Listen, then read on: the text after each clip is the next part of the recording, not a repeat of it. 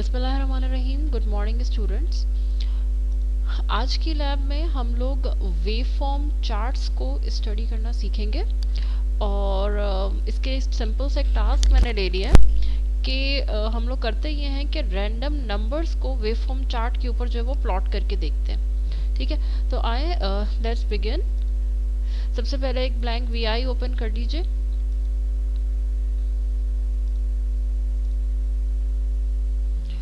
अच्छा, blank VI open करने के बाद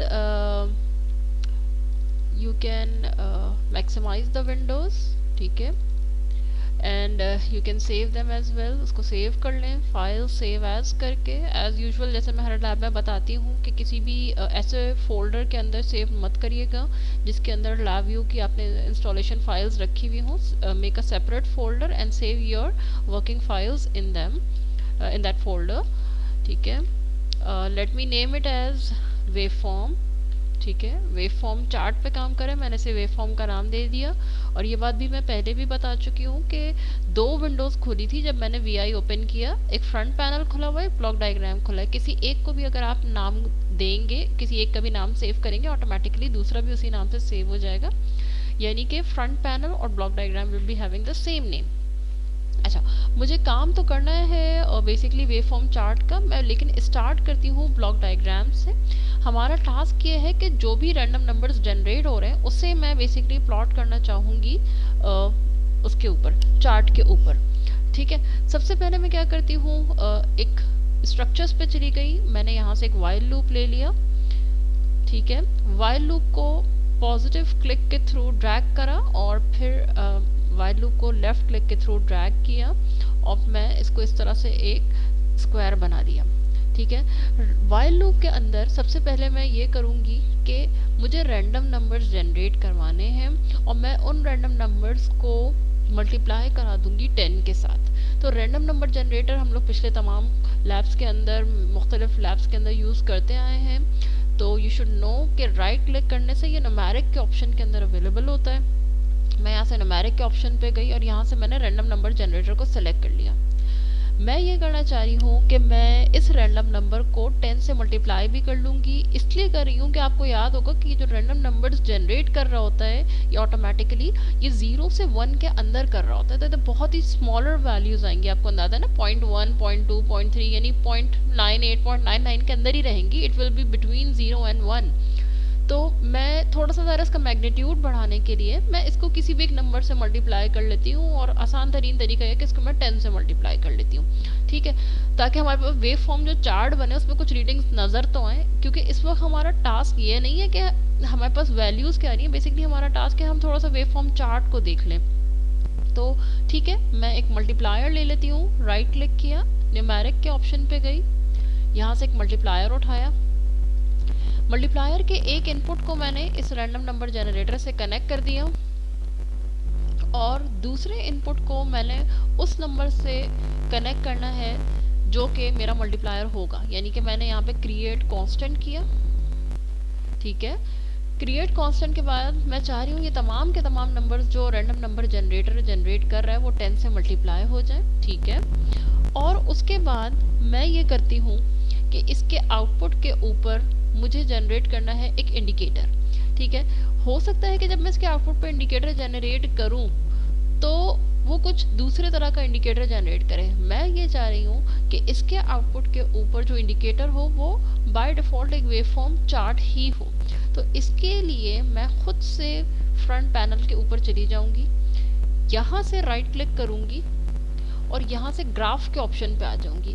ग्राफ के ऑप्शन में पहले ही जो चीज़ है, ऑप्शन है, वो है वेवफॉर्म चार्ट का। मैं इसे सेलेक्ट करके अपने फ्रंट पैनल के ऊपर प्लेस कर रही हूँ। ठीक है, ये वेवफॉर्म चार्ट जैसे ही फ्रंट पैनल के ऊपर आएगा ऑटोमेटिकली ये ब्लॉक डायग्राम में अपीयर होना शुरू हो जाएगा। ये नज़र आ रहा है मुझे यहाँ पे। मैं इसको उठाकर बेसिकली अपने यहाँ आउटपुट पे कनेक्ट कर दूंगी। अगर मैं क्रिएट इंडिकेटर करती जैसे कि पिछले केसेस में हमने किया था कि राइट क्लिक करके मैं क्रिएट इंडिकेटर करूं तो वो वेवफॉर्म चार्ट को इंडिकेटर नहीं दिखा रहा होगा, वो मुझे बेसिकली एक कोई, देख लेते हैं क्या दिखाएगा। चले, राइट क्लिक, क्रिएट इंडिकेटर, देखें ये क्या दिखाएगा, ये मुझे इस तरह से न्यूमेरिक आउटपुट दिखा रहा होगा ना, जैसे हम लोग पिछले उसमें भी ऑप्शंस के अंदर यूज करते हुए हैं। तो मैं बेसिकली इस वक्त न्यूमेरिकल वैल्यू देखने में इंटरेस्टेड नहीं थी, मैं उसी वैल्यू को प्लॉट करने में इंटरेस्टेड थी। ठीक है, इसको भी यहीं रहने देते हैं ताकि हमें ये नजर आता रहेगा कि क्या नंबर है जो कि इस वेव फॉर्म चार्ट पे प्लॉट हो रहा है। मैं इसको यहाँ लिख देती हूँ आउटपुट इन न्यूमेरिक फॉर्म। ठीक है, इसका मैंने नाम भी दे दिया, ये आ गया। अच्छा, अब चूंकि पहले भी हम लोग ये काम कर चुके हैं कि हमें पता है कि जब कभी भी व्हाइल लूप या फॉर लूप रन होता है वो इतना क्विकली रन होता है कि हम उसकी रीडिंग्स को नोट ही नहीं कर पा रहे होते, तो we always insert a timer in the block diagram. तो इसके लिए मैं क्या कर रही हूँ, मैं राइट क्लिक कर रही हूँ और टाइमिंग के ऑप्शन पे जा रही हूँ और वेट अंटिल का ऑप्शन मैंने सेलेक्ट किया। Let me explain it again those who are viewing this video directly, कि देखिए व्हाइल लूप और फॉर लूप इतनी तेज़ी से चलते हैं कि जब इनकी रीडिंग्स आती है ना तो वो इतनी तेज़ी से गुजर रही होती है कि हमारे लिए रीडेबल ही नहीं होती। तो हम व्हाइल लूप या फॉर लूप के अंदर एक टाइमर इंसर्ट कर देते हैं। ये टाइमर ये करता है कि एक रीडिंग के बाद कुछ सेकंड्स का डिले देता है ताकि रीडिंग इतनी स्टेबल हो जाए, इतना रुक रुक के ये इतनी स्लोली रीडिंग आए कि हम उसे आराम से रीड कर सकें। तो ये टाइमर मैंने इंसर्ट किया और एहतियातन मैं इसके अंदर क्रिएट कांस्टेंट करूँगी।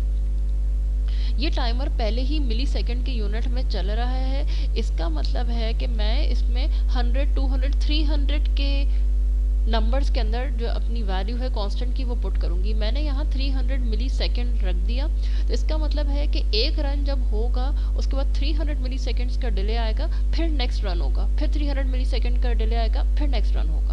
ठीक है, और ज़ाहिर है ये चीज़ तो फिर अनलिमिटेड अमाउंट ऑफ टाइम के लिए चलती ही चली जाएगी। तो फिर ये व्हाइल लूप स्टॉप कैसे होगा, तो देखिए व्हाइल लूप के बॉटम के ऊपर यहाँ पे लूप की कंडीशन होती है कि अगर हमें इस लूप को स्टॉप करना है तो हम क्या मेथड फॉलो करेंगे।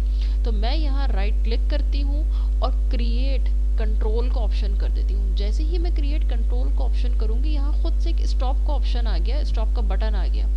जैसे ही अब मैं फ्रंट पैनल पर जाके चेक करूँगी तो मुझे ये स्टॉप का बटन नज़र आ रहा होगा। During the running of the program जब भी यूज़र स्टॉप का बटन प्रेस करेगा हमारा ये लूप स्टॉप हो जाएगा, ये प्रोग्राम स्टॉप हो जाएगा।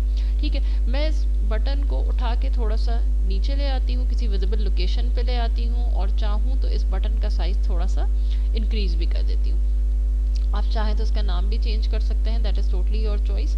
प्रोग्राम हमारा रेडी है, let us try to run the programme.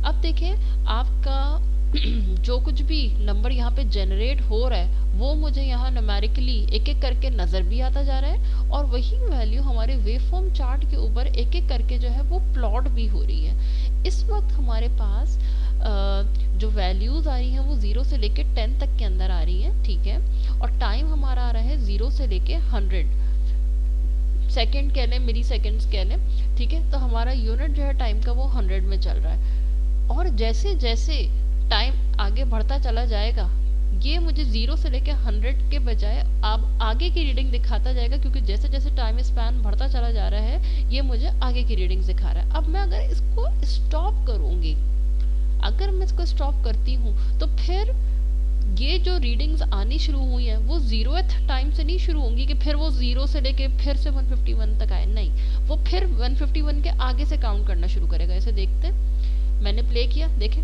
ये चीज़ रिफ्रेश होकर 0 नहीं हुई बल्कि ये और आगे से इसने मुझे रीडिंग दिखानी शुरू हुई। फिर स्टॉप करूँगी, फिर रन करूँगी, फिर ये इसी तरह से आगे से काउंट करना शुरू कर देगा टाइम को।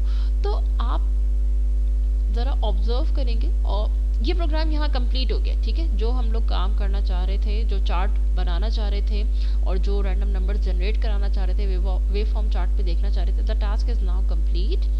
मैं अब डिफरेंस आपको बताने लगी हूँ वेवफॉर्म चार्ट और वेवफॉर्म ग्राफ का। वेवफॉर्म चार्ट के अंदर जब कभी भी हम स्टॉप करते हैं और अपनी रनिंग करते हैं टाइम आगे से आगे बढ़ता जाता है, 0 से रिफ्रेश होके स्टार्ट नहीं होता। जबकि जबकि अगर मैं यहाँ पे वेव फॉर्म का ग्राफ इस्तेमाल कर रही होती तो टाइम हमेशा 0 से लेके कोई एक फिक्स वैल्यू होती, जैसे 200 हो गई, हमेशा 200 ही रहता, टाइम आगे नहीं चलता जाता, वो मुझे हमेशा 0 से लेके 200 के स्पैन तक का ही डाटा दिखा रहा होता। तो ये डिफरेंस होता है वेव फॉर्म चार्ट का और वेव फॉर्म ग्राफ का। ठीक है, तो इस वक्त हम लोग वेव फॉर्म चार्ट को, और अब मैं ये कर रही हूँ कि मैं थोड़ा सा इस चार्ट के अंदर ऑल्टरेशन अगर करना चाहूँ तो मैं कैसे कर सकती हूँ। देखिए ये प्लॉट का ऑप्शन है, मैंने इसे क्लिक किया मैं लाइन जो मुझे नज़र आ रही है, इतनी थिन लाइंस नज़र आ रही है, मैं चाहूँ तो इनकी विड्थ को इंक्रीज़ करके, सपोज मैंने ये सेलेक्ट किया तो देखिए लाइन की विड्थ जो है वो बहुत इंक्रीज़ हो गई। इसी ऑप्शन को क्लिक करके मैं इन लाइन के कलर्स को चेंज कर सकती हूँ। फॉर एग्जांपल मैं इधर चली जाऊँ तो देखें ग्राफ का आपके कलर चेंज हो गया, और डिफरेंट ऑप्शंस है। ठीक है, लाइन का स्टाइल मैं चेंज कर सकती हूँ। अभी तो मेरे पास सॉलिड लाइंस नज़र आ रही हैं, इस तरह की डॉटेड लाइंस भी मुझे नज़र आ सकती हैं। ये डिफरेंट ऑप्शंस अवेलेबल हैं, आप इसको एक्सप्लोर कर सकते हैं। अच्छा, दूसरी बात ये कि ये जो एक्स एक्सिस के ऊपर वैल्यूज़ हैं, ये मैक्सिमम कितनी वैल्यू हो और ये मिनिमम कितनी वैल्यू हो, ये भी आप सेट कर सकते हैं। जैसे मैंने इसको क्लिक किया, मैं इसको यहाँ पे टाइप कर दूँ -1, एंटर किया तो अब देखिए ये मुझे -1 से 10 तक की रीडिंग दिखा रहा है। सिमिलरली मैं इसकी मैक्सिमम वैल्यू को भी चेंज कर सकती हूँ बाय क्लिकिंग दिस। मैं यहाँ कर दूँ 20, तो देखिए ये मुझे -1 से 20 तक की रीडिंग दिखा रहा है। तो कहने का मकसद है कि मैं इसकी मिनिमम मैक्सिमम वैल्यू और इसकी जो इंटरमीडिएट वैल्यूज़ हैं, अगर मैं कोई ख़ास वैल्यू देखना चाहती हूँ 14 पे, तो मैं बेसिकली इसको चेक कर सकती हूँ, इसको चेंज कर सकती हूँ अपनी मर्ज़ी के लिहाज से। ठीक है, फिलहाल अंडू करके मैंने टेक्स्ट एडिट कर दिया, और टाइम के अंदर हम चेंज करके देखें तो अगर हम चाहें कि हम कोई स्पेसिफिक टाइम देखना चाह रहे हैं तो फिर वो टाइम भी आप यहाँ से सेट कर सकते हैं। लेकिन अगर हम इस टाइम की वैल्यू को चेंज नहीं करेंगे, हमने बाय डिफ़ॉल्ट वही रहने दिया, तो जैसे जैसे हमारा प्रोग्राम आगे रन होता जाएगा वैसे वैसे ये टाइम खुद बहुत स्पैन आगे बढ़ता जाएगा, जैसे मैंने भी आपको थोड़ी देर पहले रन करके दिखाया था। ठीक है, देखिए ये बढ़ता चला जा रहा है। सही है। Okay, so this completes our study of waveform charts for this session.